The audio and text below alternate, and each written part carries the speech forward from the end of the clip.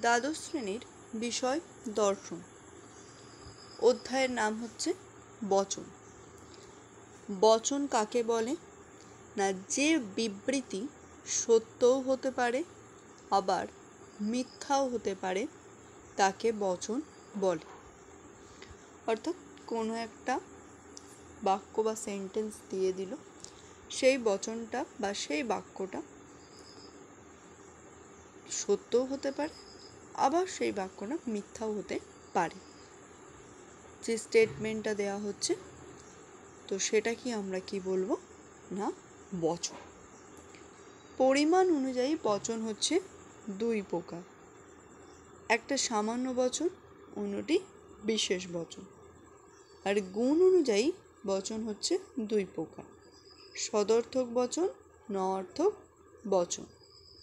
অর্থাৎ সদর্থক বচন বলতে সবসময় পজিটিভকে বোঝায়, নঅর্থক বলতে নেগেটিভ। অর্থাৎ হ্যাঁবাচক বোঝাতে আমরা সদর্থক বচন ব্যবহার করব, নাবাচক বোঝাতে আমরা নঅর্থক বচন ব্যবহার করব।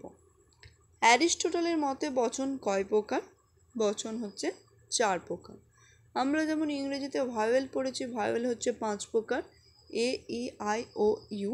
এখানে ইউটা নেই, বাদবাকি 4টে লেটার রয়েছে, সেগুলোকে একত্রে বলা হয়ে থাকে বচন। অর্থাৎ বচন 4 প্রকার, এ, ই, আই, ও। এ হচ্ছে সামান্য সদর্থক বচন, ই হচ্ছে সামান্য নঅর্থক বচন, আই বিশেষ সদর্থক বচন, ও বিশেষ নঅর্থক বচন।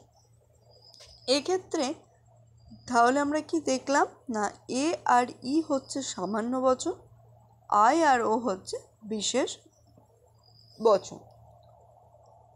এ হচ্ছে সকল হয়, ই হচ্ছে কোনো নয়, আই হচ্ছে কোনো কোনো হয়, ও হচ্ছে কোনো কোনো নয়।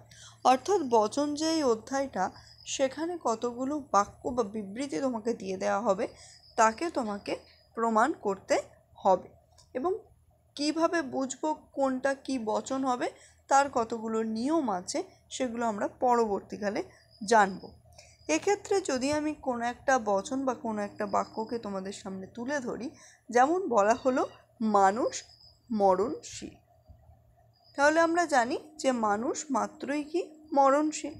তাহলে মানুষ মাত্রই মরণশীল হলে কি বচন হয়? না, এ বচন। এখানে দেখো আমি 4টে বচন বচন দিয়েই আমি বোঝানোর চেষ্টা করেছি, যেটা যদি আমি 4টে বচনে লিখি তাহলে কিভাবে লিখতে পারি।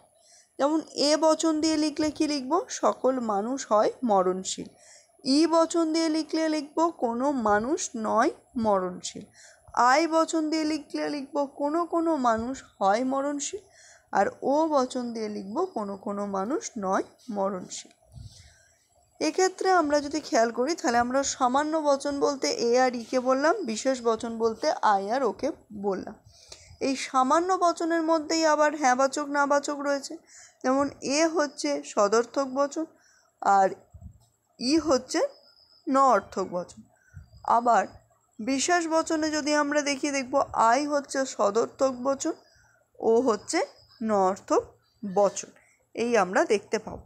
পরবর্তীকালে আমরা প্রত্যেকটা নিয়ম জানব, যে কোন বাক্য পড়লে আমরা কিভাবে বুঝবো যে এই বচনটা এই বচনের অন্তর্ভুক্ত হতে পারে।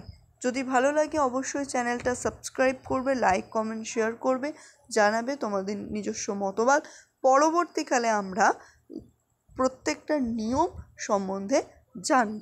নমস্কার।